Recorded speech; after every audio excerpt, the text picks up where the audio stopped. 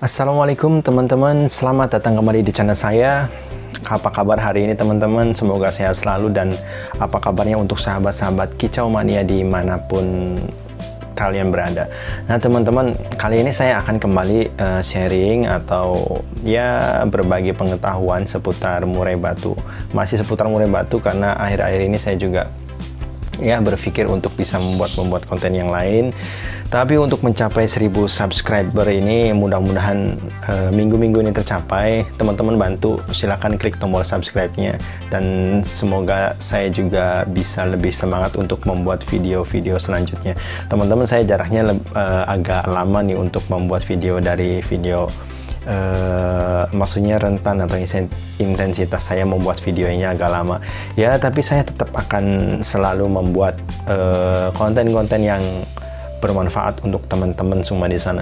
Paling tidak yang memang baru awal-awal untuk berternak murai batu, ya mudah-mudahan bisa terbantu dengan video-video yang saya buat ini. Nah teman-teman, ada pertanyaan dari saudari Fani Suha Official.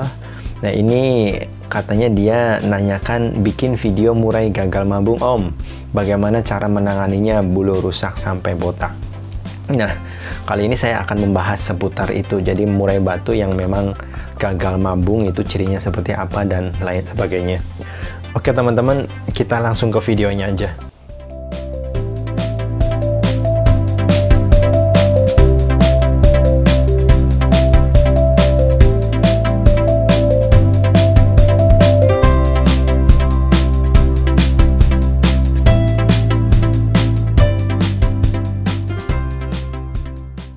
Jadi teman-teman terlebih dahulu harus bisa membedakan murai batu yang memang helai bulunya itu botak karena gagal mabung atau memang botak karena cabut bulu diakibatkan kelainan genetik karena hal lain, overbirahi dan sebagainya. Ciri-ciri murai batu gagal mabung, yang pertama, bulu burung tersebut tidak tertata rapih pasca mabung. Dalam hal ini bisa dicirikan dari helai ekor yang bergelombang atau memang tidak terbentuk rapih atau mulus. Ciri yang kedua, bulu burung tidak tumbuh maksimal, artinya masih banyak bagian-bagian tubuh burung yang bulunya itu tidak seutuhnya tumbuh. Artinya masih banyak bagian-bagian tubuh burung yang belum tumbuh seutuhnya. Sedangkan waktu sudah sangat lama, 4-5 bulan yang seharusnya jarak waktu tersebut helai bulu burung sudah terbentuk rapih dan maksimal.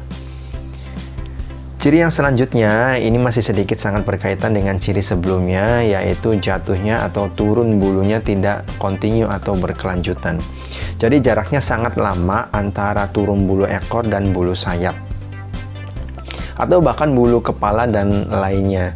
Ya, ini menyebabkan bulu burung tersebut saat menyulam nanti tidak maksimal teman-teman.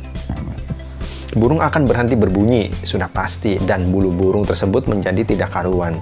Dan bisa jadi gundul atau mengakibatkan kebotakan pada helai pada bagian-bagian tubuh tertentu. Dalam hal ini burung bisa mudah terserang penyakit. Jadi teman-teman harus bisa harus bisa mensiasati agar ketika murai tersebut sudah ada ciri-ciri gagal mabung, berarti segera ditangani. Penanganannya bagaimana? Kita nanti lihat video selanjutnya.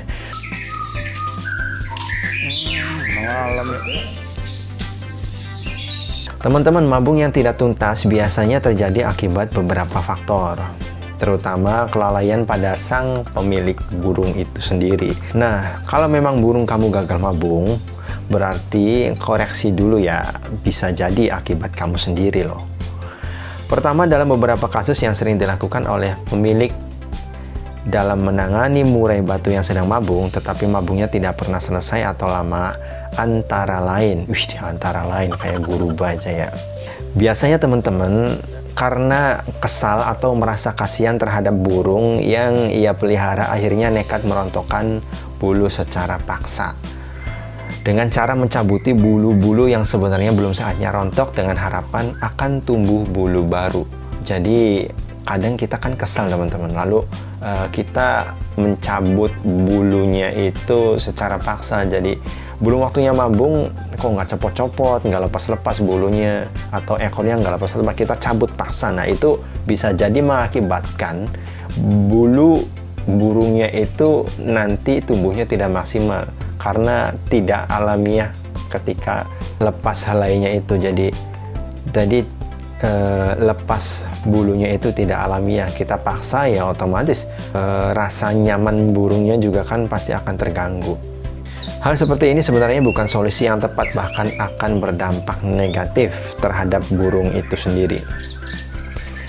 Yang selanjutnya, sang pemilik biasanya mengabaikan soal pakan. Yang seharusnya saat mabung seperti itu, burung membutuhkan nutrisi yang sangat mencukupi. Bahkan protein dan kalori tinggi yang merupakan sumber energi untuk menunjang kebutuhan dalam merontokkan bulu burung itu sendiri.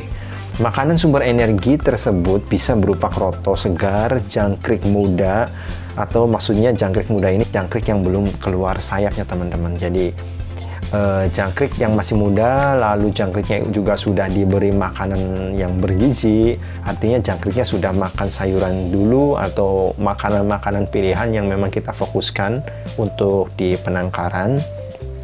Dan tambahkan cacing teman-teman sedikit untuk tambahan stamina burung. Bisa juga kalian tambahkan ulat kandang untuk peredam birahi di dalam penangkarannya. Jadi si indukan itu bisa lebih merasa nyaman di dalam kandangnya itu.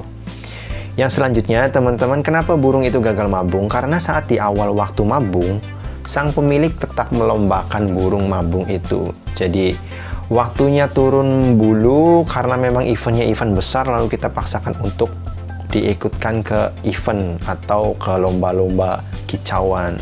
Kita paksakan, mumpung nih bulunya belum terlalu banyak yang turun, kita setel lagi, kita ekstrakan lagi ekstra foodingnya, kita paksakan untuk birahinya stabil, lalu kita lombakan, kita paksa dia untuk fighter.